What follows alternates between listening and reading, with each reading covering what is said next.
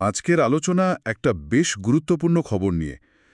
কিছু সূত্র বলছে যে ইরানের সর্বোচ্চ নেতা আয়াতুল্লাহ আলী খামেনি তার কিছু ক্ষমতা, খুব সম্ভবত গুরুত্বপূর্ণ ক্ষমতাই, দেশের বিপ্লবী গার্ডের হাতে তুলে দিয়েছেন। আসুন এই খবরটা একটু তলিয়ে দেখা যাক, এর আসল তাৎপর্যটা কি হতে পারে।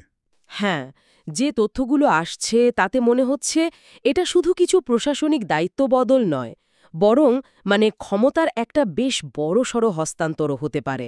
আর যদি সত্যি তাইও হয়, তাহলে তো ইরানের ভেতরে এটা একটা বিরাট কৌশলগত পরিবর্তন।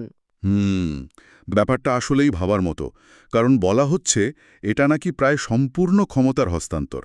এর মানে কি এই যে বিপ্লবী গার্ড, যারা শুধু সামরিক শক্তি নয়, ইরানের অর্থনীতি বা রাজনীতিতেও যথেষ্ট প্রভাবশালী, তারা এখন সর্বোচ্চ নেতার, তার সরাসরি অনুমোদন বা ধরুন ফতোয়া ছাড়াই পারমাণবিক কর্মসূচি বা কোনো বড় সামরিক অভিযানের মতো সিদ্ধান্ত নিয়ে নিতে পারবে।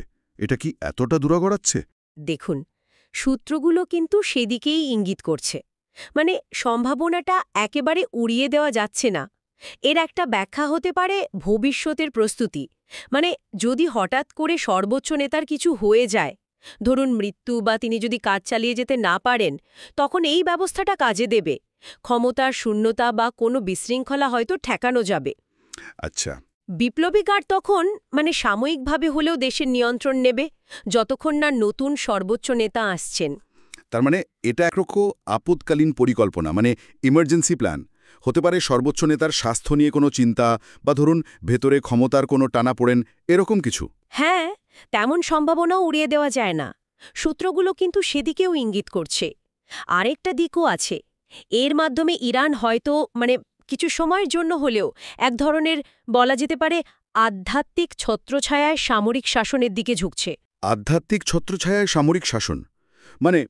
ধর্মীয় নেতৃত্ব বা লিডারশিপ হয়তো থাকছে, কিন্তু আসল চালিকা শক্তি হয়ে উঠছে বিপ্লবী গার্ড। তারা শুধু দেশের নিরাপত্তা দেখবে না, বরং একেবারে শাসন ক্ষমতার কেন্দ্রবিন্দুতে চলে আসবে। বুঝেছি, কিন্তু এর আন্তর্জাতিক প্রভাব কি হতে পারে?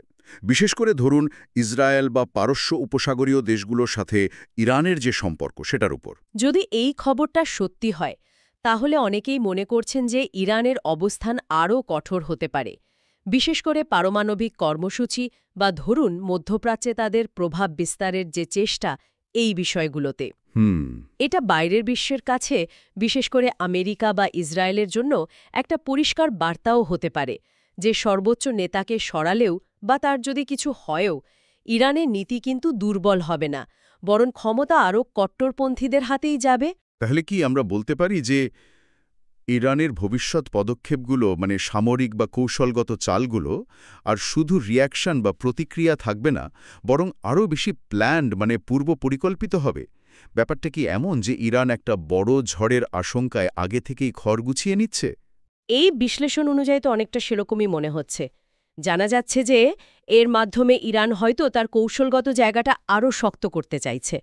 এটা পশ্চিম এশিয়ার ভূ-রাজনৈতিক পরিস্থিতিতে একটা নতুন সমীকরণ তৈরি করতে পারে, যেখানে রাষ্ট্রের নিরাপত্তা, সামরিক নীতি, এগুলোই হয়তো মুখ্য হয়ে উঠবে।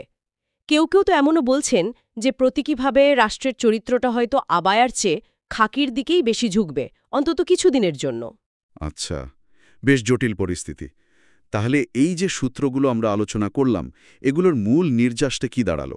সংক্ষেপে যদি বলি। সংক্ষেপে বললে, মূল বিষয়টা হল ইরানের শাসন কাঠামোতে বিপ্লবী গার্ডের ক্ষমতা অনেকটাই বেড়ে যাওয়ার সম্ভাবনা। এটা একটা বড় বিষয়। এর প্রভাব পড়তে পারে ভবিষ্যতের নেতৃত্ব কে হবেন তার ওপর, দেশের ভেতরের স্থিতিশীলতার ওপর, আবার আন্তর্জাতিক সম্পর্কের ওপরেও। যদি খবরগুলো সত্যি হয়, তবে এটা সর্বোচ্চ ধর্মীয় নেতৃত্বের অধীনে থেকেও সামরিক শক্তির একটা বেশ গুছিয়ে ওঠা বা উত্থান বলা যেতে পারে। পুরোটাই বেশ আলোড়ন ফেলার মতো খবর। তবে আলোচনার শেষে একটা প্রশ্ন কিন্তু থেকেই যাচ্ছে। যদি বিপ্লবী গার্ডের ক্ষমতা সত্যি এতটা বেড়ে যায়, তাহলে একেবারে দীর্ঘমেয়াদে ইরানের সাধারণ মানুষের জীবনে, বা ধরুন বিশ্ব বাণিজ্যে দেশটির শেষ পর্যন্ত যে অবস্থানটা দাঁড়াবে, সেটার উপর ঠিক কী প্রভাব পড়বে? এই বিষয়গুলো হয়তো আজকের সূত্রগুলোতে সরাসরি বলা নেই। এটা হয়তো আমাদের শ্রোতাদের জন্য পরবর্তী ভাবনার বিষয় হতে পারে।